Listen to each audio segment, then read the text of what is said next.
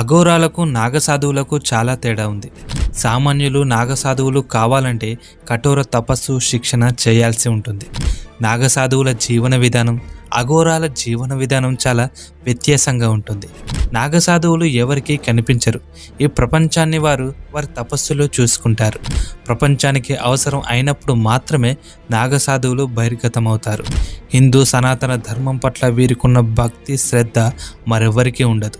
సనాతన ధర్మానికి విపత్తు కలుగుతుంది అని వారు భావించినప్పుడు ఎక్కడ ఉన్నా బహిర్గతమై వారి వంతు కృషి తప్పక చేస్తారు. నాగసాధువుల మనుగడ సద్గురు ఆది శంకరాచార్యుల నుండే వెలుగులోకి వచ్చిందని వేదాలు గ్రంథాలు చెప్తున్నాయి.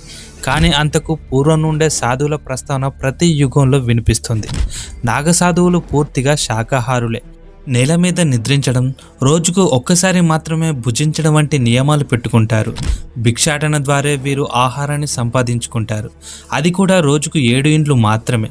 ఆ ఇంటి వారు ఎలాంటి ఆహారం ఇచ్చినా అదే మహాప్రసాదంగా భావించి భుజించాలి. ఒకవేళ ఆ రోజు ఎవరు భిక్ష వేయకపోతే శివాజ్ఞగా భావించి ఆ రోజు ఉపవాసం ఉంటూ ధ్యానం చేసుకోవాలి. నాగసాధువులు పూర్తిగా దిగంబరులు. వీరు కామక్రోధ మదమాత్సర్యాలు వదిలేసి జీవిస్తారు. సామాన్యులు నాగసాధులుగా మారే కొన్ని రోజులే కాషాయం మాత్రమే అంగవస్త్రంగా ధరిస్తారు. శిక్షణ పెరిగే కొద్దీ విభూది రుద్రాక్షలు మాత్రమే వీరి ఆభరణాలు. నాగ సాధువులు ప్రధానంగా 5 ప్రధాన దేవతలను మాత్రమే పూజిస్తారు. శివుడు, శక్తి అమ్మవారు, వినాయకుడు, విష్ణువు, సూర్యుని మాత్రమే ఆరాధిస్తారు. ఒక వ్యక్తి నాగసాధువుగా మారాలంటే ముందుగా అవభూతిగా మారాలి. గుండు చేయించుకొని వారి కర్మకాండాలను వారే నిర్వహించుకోవాలి. పిండ ప్రదానం చేసుకున్న తర్వాతనే వీరికి సాధువులుగా గుర్తింపు వస్తుంది. వీరి తపస్సు సంకల్పం బట్టి హోదా కూడా పెరుగుతూ వస్తుంది. మొదటగా నాగసాధువుగా, 2 మహాంతగా, 3 శ్రీ మహాంతగా, జమతీయ మహాంతగా, పీఠ మహాంతిగా, దిగంబర శ్రీగా, మహామండలేశ్వరుడిగా, చివరిగా ఆచార్య మండలేశ్వరుడిగా మారడం జరుగుతుంది.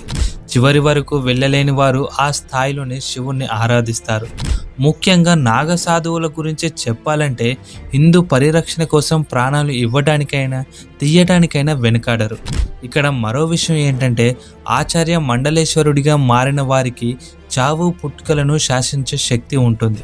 వీరు ఎంతకాలమైనా నిద్ర ఆహారం లేకుండానైనా బ్రతకగలుగుతారు. మనుషులకు కనిపించకుండా ఎక్కడో హిమాలయ పర్వత ప్రాంతాలలో గుహలల్లో నివాసం ఏర్పరచుకొని తపస్సు చేసుకుంటూ ఉంటారు. కొన్ని సమయాలలో మాత్రమే దేశ నలుమూలలా సంచరిస్తారు. ధర్మం గాడి తప్పినప్పుడు అంతర్గతంగా ఎన్నో పనులు చేస్తుంటారు. కానీ ఏ ఒక్కటి ప్రపంచానికి తెలియదు.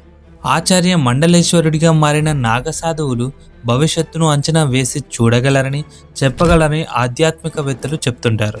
అందుకే వారు ప్రపంచానికి ఎంత దూరంగా ఉన్నా కుంభమేళా వంటి గొప్ప కార్యాలకు తప్పకుండా హాజరవుతారు. కోవిడ్-19 వంటి ఎన్ని మహమ్మారులు వచ్చినా వారిని ఎలాంటి హాని చేయదు.